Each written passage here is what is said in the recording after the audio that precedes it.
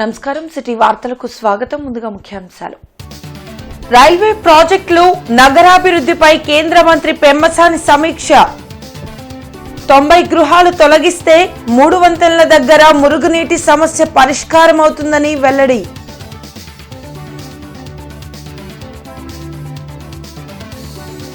City cable ఆధ్వర్యంలో వైభవంగా గణపతి ఉత్సవాలు. నిమజ్జనానికి తరలి వెళ్లిన గణనాథుడు.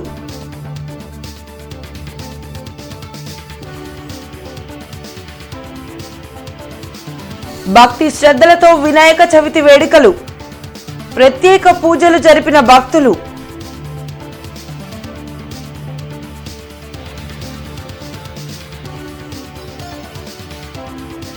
చట్టాలపై ప్రతి ఒక్కరూ అవగాహన పెంచుకోవాలి. జిల్లా ప్రధాన న్యాయమూర్తి సాయి కళ్యాణ్ చక్రవర్తి సూచన.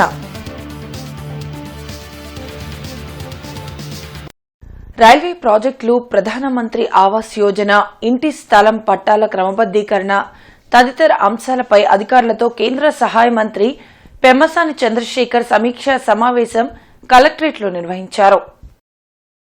కలెక్టరేట్లో జరిగిన సమీక్ష సమావేశంలో మంత్రి Pemmasani Chandrasekhar, MLA Naseer Ahmed, MLC Chandragiri Yesuratnam, mayor Kovelamudi Ravindra, collector Nagalakshmi హాజరయ్యారు.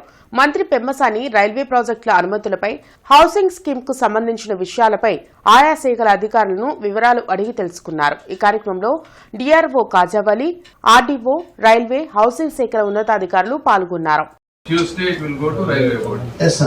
Probably Tuesday it will go to railway board. They are also at that house. We are supposed to submit 8 annexes which have been given to us in the last night. Okay. And coming to the work at the site, work is going on. We are not obstructing any of the dismantling. But from state government side, the de-launching of the existing ROB is due to be submitted to the railway for getting approved at quarters. The existing ROB to be de-launched. It's a very critical activity, sir. It need to be submitted as early as possible to avoid the delay from state government side. NALSA పథకాలపై జిల్లా పరిపాలనా శాఖ సమన్వయంతో new module camp జిల్లా న్యాయ సేవాధికార సంస్థ ఆధ్వర్యంలో శంకరన్ హాల్లో జరిగింది. కలెక్టరేట్లో జరిగిన న్యూ మాడ్యూల్ క్యాంపును చైర్మన్ మరియు జిల్లా ప్రధాన న్యాయమూర్తి బి సాయి కళ్యాణ్ చక్రవర్తి జ్యోతి ప్రారంభించారు. ప్రజలకు అందాల్సిన అన్ని సేవలను అందించే ఉద్దేశంతోనే లీగల్ సెల్ అథారిటీ ఏర్పాటు జరిగిందని జిల్లా ప్రధాన న్యాయమూర్తి బి సాయి కళ్యాణ్ చక్రవర్తి వెల్లడించారు. కోర్టుల్లో ఫీజు చెల్లించి లాయర్లను పెట్టుకోలేని పేదవారికి లీగల్ అథారిటీ సహాయం చేస్తుందని తెలిపారు.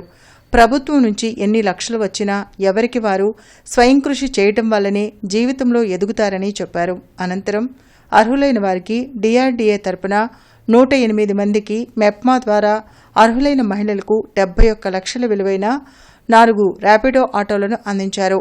శారీరక, మానసిక వికలాంగులకు hearing aids, touch phones, wheel చైర్స్ను జిల్లా ప్రధాన న్యాయమూర్తి చేతుల మీదుగా అందించారు. ఈ కార్యక్రమంలో లీగల్ అథారిటీ సెక్రటరీ జియావుద్దీన్, జిల్లా మొదటి అదనపు న్యాయమూర్తి ఎల్ సత్యవతి, 4వ జిల్లా అదనపు న్యాయమూర్తి శరత్ బాబు, ఎస్పీ సతీష్ కుమార్, మెప్మా, డిఆర్డీఏ అధికారులు పాల్గొన్నారు. ఆ లీగల్ సర్వీస్ అథారిటీ యాక్ట్ ప్రకారం దాంట్లో 3 కార్యక్రమాలు ఉంటాయి. ఇందాక ఎస్పీ గారు చెప్పినట్టు చట్టాల మీద అవగాహన కలిగించడం, అదేవిధంగా మీకు ఎవరికైనా కష్టం వస్తే మీరు కోర్టులో ఇప్పుడు డాక్టర్ల దగ్గరికి వెళ్ళినా, లాయర్ల దగ్గరికి వెళ్ళినా ఫీజులు ఎక్కువ ఉంటాయి. ఆ ఫీజులు భరించలేని వారికి న్యాయం అందజేయడం అన్నది తప్పు. కాబట్టి ఫ్రీ లీగల్ ఎయిడ్, ఎవరికైనా న్యాయ సహాయం అన్నది ఉచితంగా అందించడం అన్నది ఒక మహత్తరమైన కార్యం. ఆ కార్యాన్ని కూడా ఈ లీగల్ సర్వీస్ అథారిటీ ద్వారా మేము నిర్వర్తిస్తున్నామండి. అదేవిధంగా ఏవైతే మ్యాటర్లు సెటిల్మెంట్ చేయదగ్గ ఉన్నాయో, పరిష్కరించదగ్గ ఉన్నాయో అవి కూడా లోక్ అదాలత్ ద్వారా పరిష్కరిస్తాం. ఈ 3 ముఖ్య ఉద్దేశాలతో మేము లీగల్ సర్వీస్ అథారిటీ నడుపుతున్నాం. అశోక్ నగర్లోని సిటీ కేబుల్ ప్రధాన కార్యాలయంలో వినాయక చవితి వేడుకలు ఘనంగా జరిగాయి. 3 రోజుల పాటు గణపతికి ప్రత్యేక పూజలు చేశారు. వైభవంగా భారీ ఊరేగింపుతో స్వామివారి నిమజ్జనాన్ని నిర్వహించారు. సిటీ కేబుల్, 3-వే కేబుల్, DVPL నెట్ ఆధ్వర్యంలో వైభవంగా వినాయక చవితి మహోత్సవాలు జరిగాయి. భక్తి శ్రద్ధలతో 3 రోజుల పాటు విశేష పూజలు నిర్వహించారు. మేళతాళాలు, బాణాసంచా కాల్చి భారీ ఊరేగింపును చేపట్టారు. అనంతరం కృష్ణానదిలో స్వామివారి విగ్రహాన్ని నిమజ్జనం చేశారు. కార్యక్రమంలో వైస్ ప్రెసిడెంట్ కంటమనేని హనుమంతరావు, 3-వే ప్రతినిధి ప్రవీణ్, DVPL నెట్ ప్రతినిధి ప్రశాంత్, ఆపరేటర్లు, సిటీ కేబుల్ ప్రతినిధులు పాల్గొన్నారు.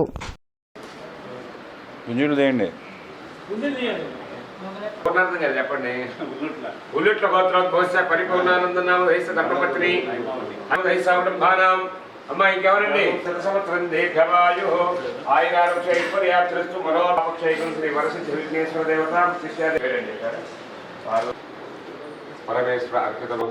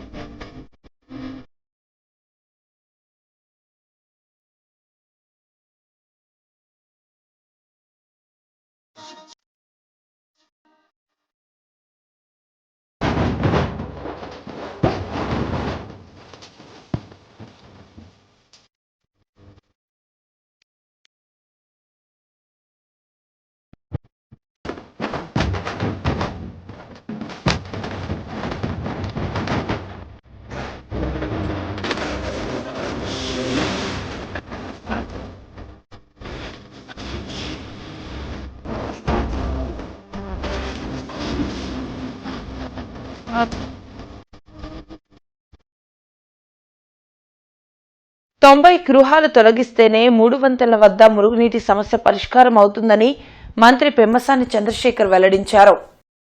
జిల్లా కలెక్టరేట్లోని సింగరేన్ హాల్లో జరిగిన మీడియా సమావేశంలో కేంద్ర సహాయ మంత్రి పెమ్మసాని చంద్రశేఖర్, ఎమ్మెల్యే నసీర్ అహ్మద్, మేయర్ కోవెలమూడి రవీంద్ర పాల్గొన్నారు. ఈ సందర్భంగా మంత్రి పెమ్మసాని మాట్లాడుతూ శంకర్ విలాస్ బ్రిడ్జ్ స్థలంపై శ్యామలానగర్, సంజీవయ్య నగర్ రైల్వే ప్రాజెక్టులపై అధికారులతో చర్చించామని తెలిపారు. న్యూ గుంటూరు రైల్వే స్టేషన్ ఆధునీకరణ కోసం 4.68 కోట్ల రూపాయలు కేంద్ర ప్రభుత్వం మంజూరు చేసిందని చెప్పారు.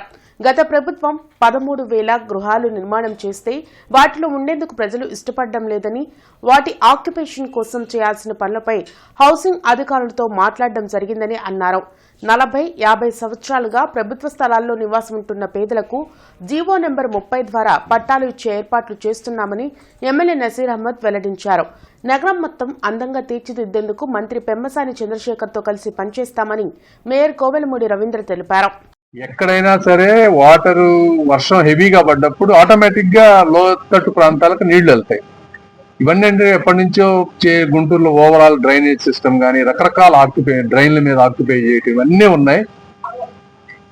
మీరు చెప్పిన ఇష్యూసే 1 by 1 చేసుకుంటా వస్తున్నాం. ఇవన్నీ ఇప్పుడు సపోజ్ మీరు 3 వంతెనలదే మన దాన్ని డ్రైనేజ్ చేయాలంటే 90 ఇళ్ళు ఆక్యుపెన్సీ తీసేయాలి.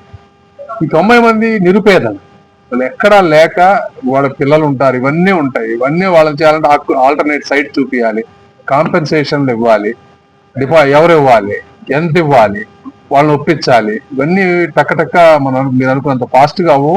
ఇప్పుడు మేము చేసే ప్రయత్నమే అది. వీళ్ళందరినీ కోఆర్డినేట్ చేసుకొని ఎక్కడ ఇష్యూస్ ఉన్నాయి ఎట్లా చేసుకుంటే డెఫినెట్ గా స్లోగా 1 by 1 సాల్వ్ అవుతాయి. బ్రిడ్జెస్ వచ్చేటప్పటికి మల్టిపుల్ బ్రిడ్జెస్ లో మీకు ఆల్రెడీ శంకర్ విలాస్ దానికి వచ్చేటప్పటికి చిన్న రైల్వే ప్రాపర్టీస్ మనకి ఇవ్వాలి. అది కొంచెం పెండింగ్ వర్క్ ఉంది, అది ఎక్కడ దాకా వచ్చింది. మనం న్యూ గుంటూరు రైల్వే స్టేషన్ ని మోడర్నైజ్ చేయమని అడిగాం లాస్ట్ టైము. చేసినప్పుడు డిఆర్ఎం గారు వీళ్ళు సబ్మిట్ చేశారు. 4.68 crores శాంక్షన్ అయింది దానికి కూడా. అంటే దాదాపుగా 5 కోట్ల రూపాయలు న్యూ గుంటూరు రైల్వే స్టేషన్ కి మోడర్నైజేషన్. ఆ వర్క్లు టెండర్లు అన్ని పిలిచి చేయాలంటే అదొక 3 months పడుతుంది.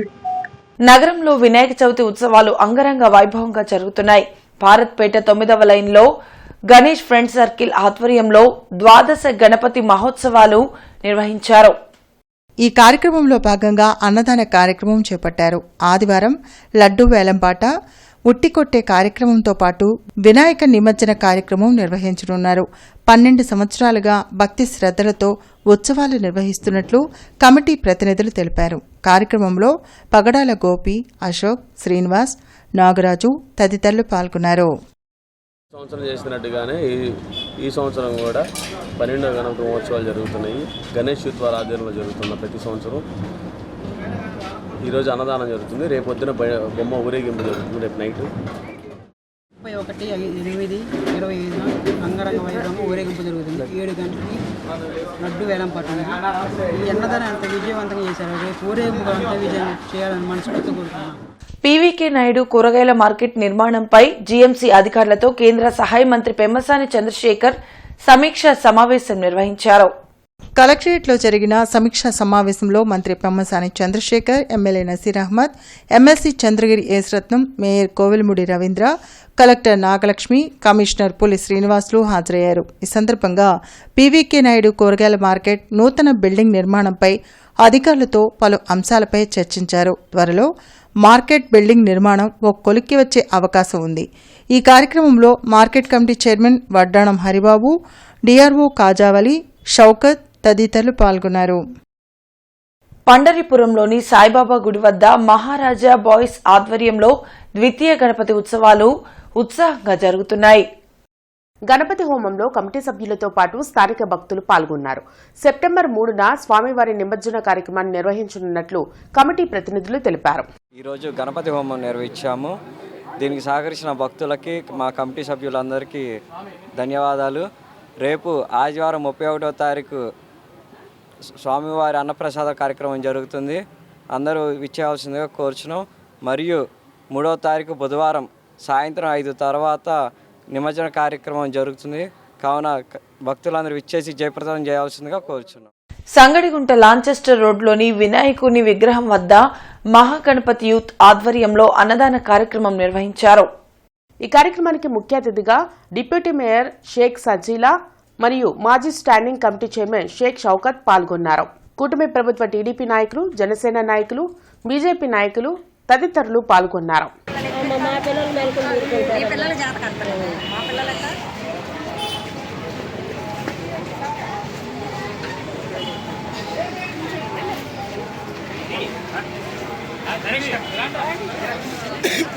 విద్యానగర్లోని లిటిల్ ఫ్లవర్ స్కూల్ సమీపంలో 16వ గణపతి ఉత్సవాలు ఘనంగా కొనసాగుతున్నాయి.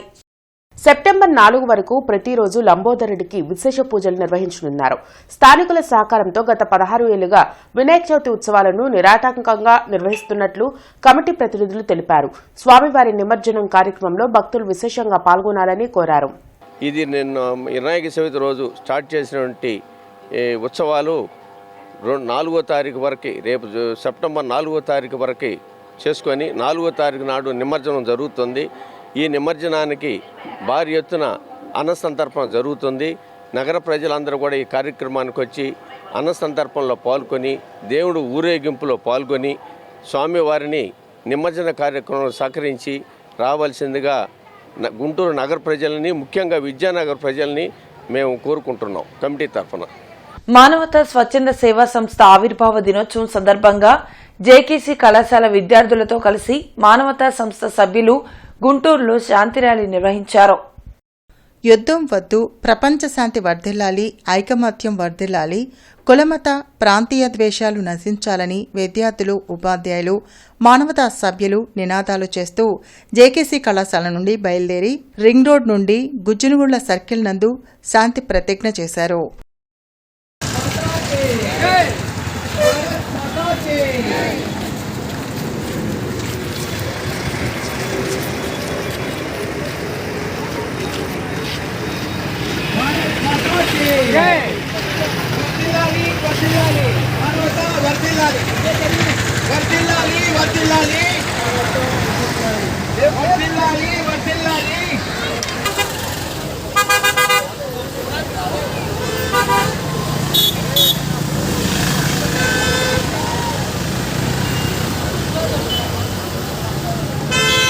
Hindu college of engineering and technologies లో MOU ఎక్స్చేంజ్ కార్యక్రమం ఘనంగా జరిగింది. ఈ MOU ద్వారా హిందూ కళాశాల విద్యార్థులకు ఇంటర్న్షిప్లు, ప్లేస్మెంట్ అవకాశాలు లభించనున్నాయి. ఈ కార్యక్రమంలో కళాశాల కార్యదర్శి చెరువు రామకృష్ణమూర్తి, డైరెక్టర్ పి మల్లికార్జున ప్రసాద్ తదితరులు పాల్గొన్నారు. ఈ కంపెనీ ఏంటంటే యాక్చువల్గా ఇది ఏఏ బేస్డ్ కంపెనీ.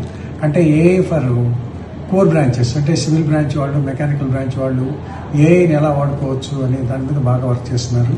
వీళ్ళు అంటే యాక్చువల్గా మా Hindu college of engineering and టెక్నాలజీలో స్టూడెంట్స్కి ఇంటర్న్షిప్ ఇవ్వటం, తర్వాత స్టూడెంట్స్కి జాబ్స్ ప్లేస్మెంట్స్ ఇవ్వటం. ఇంకోటి ఏంటంటే they are center for excellency అని మా హిందూ కాలేజీలో స్టార్ట్ చేయబోతున్నారు. అంటే we are going to exchange the technology between Hindu college and SS technologies. ఈ కార్యక్రమం ఇవాళ మార్నింగ్ జరిగింది. అయితే ఈ కార్యక్రమంలో మా second year, third year, fourth year engineering students అందరూ కూడా చాలా ఉత్సాహంగా పాల్గొన్నారు. ముఖ్యమంత్రి చంద్రబాబు అధ్యక్షతన సెప్టెంబర్ 4న కేబినెట్ సమావేశం జరగనుంది. వెలగపూడి సచివాలయంలో నిర్వహించే ఈ సమావేశంలో అసెంబ్లీ సమావేశాల నిర్వహణతో పాటు పలు కీలక అంశాలపై చర్చించి నిర్ణయాలను తీసుకునున్నారు. సెప్టెంబర్ 18 నుంచి అసెంబ్లీ సమావేశాలు నిర్వహించే అవకాశాలు ఉన్నాయి. అమరావతి రోడ్లోని నగరాలలో మహాగణపతి విగ్రహం వద్ద ప్రత్యేక పూజల్లో ఎమ్మెల్సీ ఆలపాటి రాజేంద్ర ప్రసాద్ పాల్గొన్నారు. PSR యూత్ ఆధ్వర్యంలో గణపతి మహోత్సవాలు గత 4 సంవత్సరాలుగా నగరాలలో జరుగుతున్నాయని ఆలపాటి రాజా తెలిపారు. ప్రతి సంవత్సరం భక్తి శ్రద్దలతో గణనాథునికి సాంస్కృతిక కార్యక్రమాలు నిర్వహిస్తారని ఆయన అన్నారు. సుమారు 6,000 మందికి అన్నప్రసాదం అందిస్తారని PSR యూత్ సభ్యులను అభినందించారు. ప్రజలంతా గణనాథుని ఆశీస్సులతో సుఖ సంతోషాలతో ఉండాలని ఆలపాటి రాజేంద్ర ప్రసాద్ ఆకాంక్షించారు.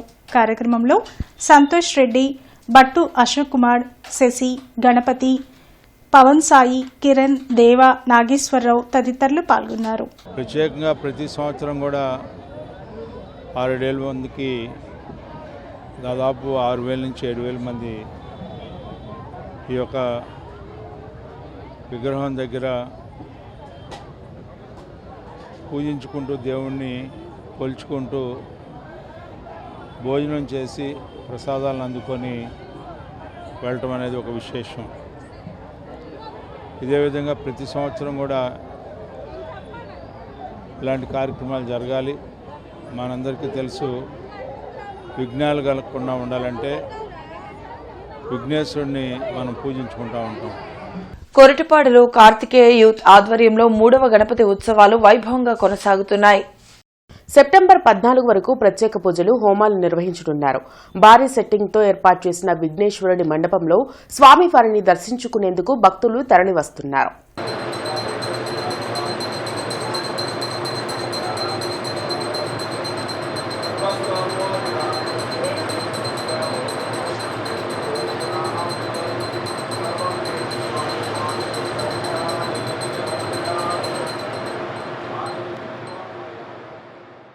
శ్రీ గణేష్ ఉత్సవ కమిటీ ఆధ్వర్యంలో విద్యానగర్ 1వ లైన్లో 16వ వినాయక చవితి ఉత్సవాలు వైభవంగా కొనసాగుతున్నాయి. సెప్టెంబర్ 6 వరకు ప్రతిరోజు విశేష పూజలు నిర్వహించనున్నట్లు కమిటీ సభ్యులు తెలిపారు. విద్యానగర్ వాసుల సహకారంతో గత 16 ఏళ్లుగా ఈ గణపతి ఉత్సవాలు నిర్వహిస్తున్నట్లు చెప్పారు. సెప్టెంబర్ 6న స్వామివారి అన్నప్రసాద వితరణ, నిమజ్జన కార్యక్రమాలు జరుగుతాయన్నారు. విద్యానగర్ శ్రీ గణేష్ ఉత్సవ కమిటీ మేము ఇప్పుడు ఇది 16వ సంవత్సరం నడుస్తుందండి. ఈ 16 సంవత్సరాల నుంచి కూడా చాలా ఘనంగా జరుపుకోవడం జరుగుతుంది. దీనిలో మన విద్యానగర్ వాసులందరూ కూడా ఈ కార్యక్రమంలో పాల్గొని అందరూ భక్తి శ్రద్ధలతో 11 రోజులండి. మనం 27వ తారీఖు పెట్టాం, మళ్ళీ రేపు 6వ తారీఖు వరకు జరుగుతుంది. ఇది సాయంత్రం పూట అయితే రోజు ఉదయం సాయంత్రం 2 పూటల పూజ జరుగుతుంది. దాంట్లో ఇప్పుడు కూడా దంపతులు కూర్చోమన్నారు. ప్రతిరోజు ఉదయం సాయంత్రం 2 పూటలు కూడా దంపతులతో పూజా కార్యక్రమాలు జరుగుతాయి. వికాస్ స్కూల్ వివిఐటి క్యాంపస్లో తెలుగు భాషా దినోత్సవాన్ని అంగరంగ వైభవంగా నిర్వహించారు.